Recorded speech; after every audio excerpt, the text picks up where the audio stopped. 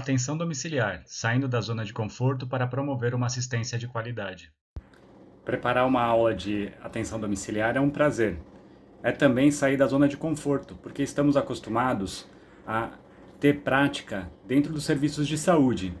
E desenvolver a prática do atendimento, da consulta no ambiente domiciliar, ela traz um caráter inovador, fundamental para o sistema de saúde. E é sobre isso que nós vamos conversar. É um privilégio ter no campo da medicina de família materiais de referência tão relevantes como o tratado. Nele temos um capítulo todo dedicado ao cuidado domiciliar. Qual que é a contribuição deste capítulo? É fazer uma síntese de pontos principais. Então, para uma primeira abordagem, para o conhecimento da fundamentação da atenção domiciliar, é um material de referência muito importante que será utilizado nesta aula. Da mesma forma, para uma complementação dos estudos e uma extensão do entendimento sobre atenção domiciliar, o Tratado de Atenção Domiciliar, também como privilégio por ter sido publicado pela Sociedade Brasileira de Medicina de Família e Comunidade. Ou seja, a medicina de família, ela traz com ela uma forma de contribuição para a valoração do trabalho da atenção domiciliar. Por que isso, né? O que é a atenção domiciliar, né? Segundo a Organização Mundial da Saúde, é a provisão de serviços de saúde por prestadores formais e informais, com o objetivo de promover, de restaurar e de manter o conforto, a função e a saúde das pessoas, em um nível máximo, incluindo cuidados para uma morte digna. Ou seja, é algo que tem uma grande abrangência, que envolve a funcionalidade, mas envolve também o conforto e a própria condição de saúde. Os serviços de atenção domiciliar podem ser classificados em 5 tipos: os preventivos, os terapêuticos, os de reabilitação, os que fazem um acompanhamento de longo tempo e os cuidados paliativos. Vejam novamente a abrangência, a articulação para os diversos momentos da assistência médica, recobrindo praticamente todos eles. E a graduação médica? Que relação ela estabelece com a atenção domiciliar? Como a atenção domiciliar é apresentada, vivenciada, como ela é praticada e como as habilidades de atenção domiciliar são desenvolvidas no curso médico. E a atenção domiciliar na graduação médica? Como ela é vivenciada? Como ela é praticada? Muitas vezes ela tem sido restrita à apresentação de visitas domiciliares, não recobrindo modalidades como a consulta domiciliar e a internação domiciliar. Por conta disso, como um ponto de atenção, ela tende a ser pontual e insuficiente, gerando um déficit de conhecimentos e de habilidades que vão impactar no trabalho desenvolvido por esses profissionais, portanto, no sistema de saúde. Então, vamos aprofundar. De qual problema nós estamos tratando aqui? Existe uma base teórica própria do cuidado domiciliar. Ela envolve a capacidade de abordagem da família e também do paciente, mas num contexto muito específico, que é a sua residência, sua moradia. Então, nós aplicamos os conhecimentos clínicos, mas contextualizamos a nossa ação para essa situação específica. E o trabalho do médico, ele compõe uma das etapas da assistência domiciliar. A assistência domiciliar demanda alta interprofissionalidade, porque ela necessita de uma prática integrada e cooperativa para que ela seja efetiva. E isso exige treinamento. Diante disso, o que nos resta é inovar, é sair da zona de conforto, do lugar onde já estamos habituados. É ocupar este espaço e tirar dele todo o aproveitamento que ele traz tanto para a formação quanto para o próprio paciente, que vai ter um médico capacitado para esse tipo de trabalho. Então, os estudantes podem ser inseridos em contextos que lhes possibilitem compreender como as pessoas vivem, como os serviços de cuidados domiciliares são prestados, assim como a sua complexidade. Esta inovação vai apresentar aos médicos um conjunto de habilidades médicas específicas da atenção domiciliar. Vejamos, existe até um encadeamento entre elas e uma progressão de complexidade delas. É possível aprender parte a parte esse processo, com uma constância de atividades em atenção domiciliar. Ponto de partida inicial é avaliar de modo integral o contexto social e a situação da pessoa que está enferma. Para isso existem instrumentos, e os alunos, na fase inicial de formação, já têm que ter domínio desses instrumentos. A partir disso, experimentar, participar do processo de visita e de atenção domiciliar. Nesse momento, esclarecer a família sobre os problemas de saúde e participar da construção de planos de cuidado. Estabelecer uma forma de comunicação participativa, entendendo a autonomia desse paciente e o fato de estarmos compondo um cuidado no domicílio, onde a prática do cuidado domiciliar já é pré-existente. As pessoas vivem em relações de cuidado nos seus domicílios. Nós estamos lá para agregar uma camada a mais de cuidado. Então, a partir disso, nós atuamos, compreendemos uma situação, vemos a progressão dessa situação e levamos esse caso para discussão com a equipe. Aqui nós já estamos projetando situações, por exemplo, de internato médico. Quando o estudante faz o treinamento da prescrição do tratamento medicamentoso, de maneira supervisionada. E treina também a capacidade de registrar de forma estruturada e qualificada os atendimentos que são realizados. Ao longo do tempo, em uma abordagem horizontal de acompanhamento, promover e participar das avaliações periódicas do plano de acompanhamento desse paciente. E no momento necessário, com um conceito de progressão de cuidados, indicar a internação hospitalar, ou mesmo dar alta médica do acompanhamento domiciliar. E quando for o caso, também está habilitado para atuar na verificação de óbito e na formulação do atestado. Uma pausa, um respiro. Vamos voltar e olhar a situação de cuidado que acontece no domicílio. Estamos lá como cuidadores. E o cuidado é um valor caracterizado por respeito, sacralidade, reciprocidade e complementaridade, sendo expresso por todas as culturas, de formas variadas e tendo como ponto comum a execução pela família. Nós estamos lá para atuar nessa complementaridade, para dar o apoio físico, pessoal, espiritual, para sermos recíprocos e respeitosos.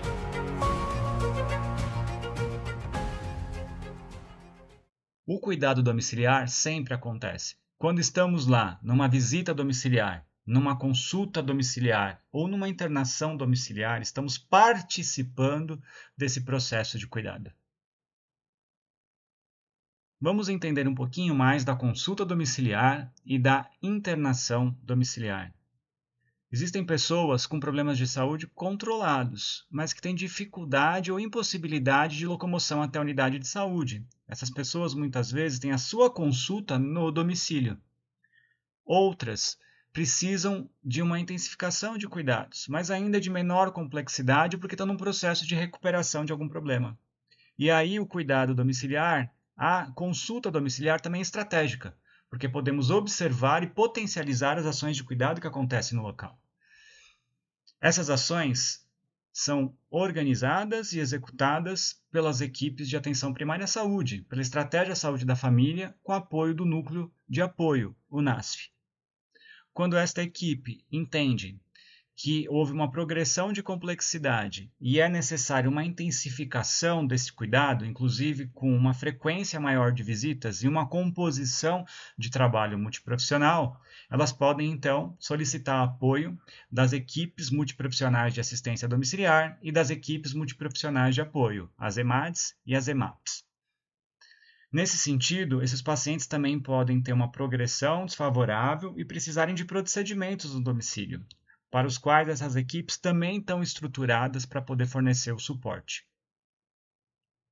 Temos, assim, a diferenciação da consulta domiciliar, da progressão de cuidados, com maior frequência de consultas domiciliares, até mesmo a realização de procedimentos que muitas vezes evitam uma internação hospitalar, mantendo esse paciente num contexto entendido também como de internação domiciliar. Separando, então, a consulta domiciliar é de possibilidade e de alta resolutividade pela equipe de saúde da família e o NASF. Já nos momentos de progressão de cuidados e procedimentos, tem uma participação das EMADs e das EMAPs. Fazendo o link novamente, a estratégia saúde da família com a consulta domiciliar, EMAD e EMAP com a progressão de cuidados e os procedimentos. Nesta cena, nós vemos a instrumentalização, nós vemos o avental, nós vemos o crachá, nós vemos o estetoscópio, vemos também um tablet. Então, quais são as ferramentas que nós utilizamos na consulta domiciliar? Estetoscópio, esfigmomamômetro, termômetro, otoscópio, lanterna, oxímetro, glicosímetro, abaixador de língua, medicamentos, luvas de procedimento, material de curativo, material educativo e informativo, receituários e o próprio telefone celular ou tablet. Todos esses instrumentos que podem ser então transportados e utilizados, enriquecendo a consulta domiciliar. Quais são os benefícios gerados pela atenção domiciliar? Ela reduz a demanda por atendimento hospitalar. Então isso é bom, porque as pessoas que precisam do hospital de uma forma irreversível vão encontrar um contexto de atenção menos lotado. Então, desta forma, organiza a atenção hospitalar, reduz infecções hospitalares e otimiza recursos financeiros, reduzindo custos. Reduz também o tempo de permanência dos usuários que são internados, que podem ter uma alta antecipada desde que haja uma equipe de atenção domiciliar, pode ser então a D3, quando for o caso, até uma D2 e, a depender da situação, até a D1, dando suporte para este paciente. Promovem a humanização da atenção, com a ampliação da autonomia dos usuários. E aqui o papel fundamental da gestão deste cuidado por parte das equipes de atenção primária, que também solicitam apoio de AD2 e AD3, mas fazem a supervisão, a coordenação dos cuidados que estão sendo prestados e com foco na questão da autonomia dos usuários. Quais as situações que podem demandar atenção domiciliar? E aí é incrível.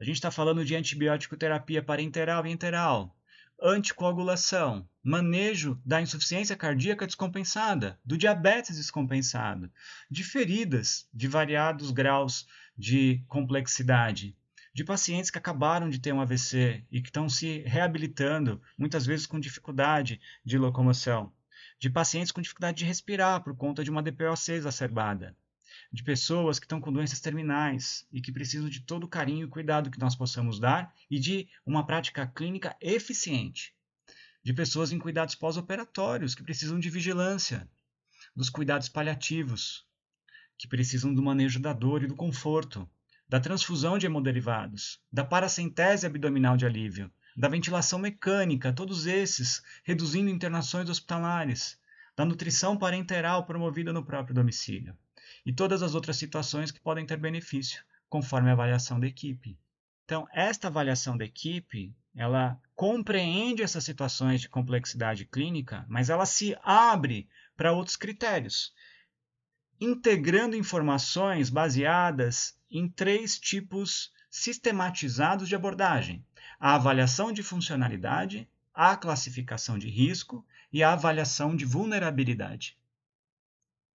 Na avaliação de funcionalidade, ativamente o profissional de saúde verifica a autonomia para alimentação, higiene pessoal, uso do banheiro, tomar banho, a continência dos esfíncteres anal e vesical, a capacidade de se vestir, de se transferir da cama para uma cadeira, de subir e descer escadas, de deambular ou, quando não for possível deambular, de manusear a cadeira de rodas. Finda a avaliação de funcionalidade, nós estamos também coletando informações e observando indicadores sentinelas de risco, tais como se o paciente é acamado, se ele tem uma deficiência físico-mental, se há baixas condições de saneamento, se ele é portador de uma desnutrição grave, se existe situação de drogadição, de desemprego ou de analfabetismo, se ele tem menos de 6 meses ou mais de 70 anos, se é hipertenso ou diabético, e fazemos um cálculo da relação morador cômodo, se é maior, igual ou menor que 1. Com base nessa classificação, existe uma estratificação do risco desse paciente, de baixo a alto.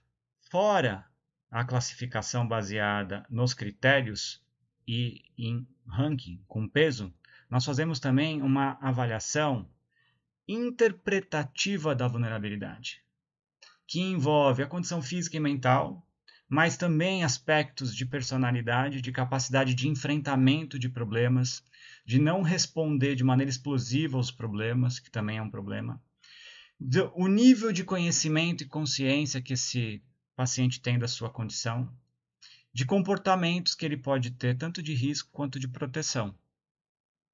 Fora isso, nós fazemos uma avaliação interpretativa, qualitativa, da rede de apoio, das condições socioeconômicas, de renda, de emprego, de moradia. Nós observamos aspectos culturais e a valoração que esse paciente dá para várias questões que envolvem o seu cuidado. E nós observamos se existe algum tipo de discriminação impactando de maneira negativa esse paciente e se ele é exposto à violência.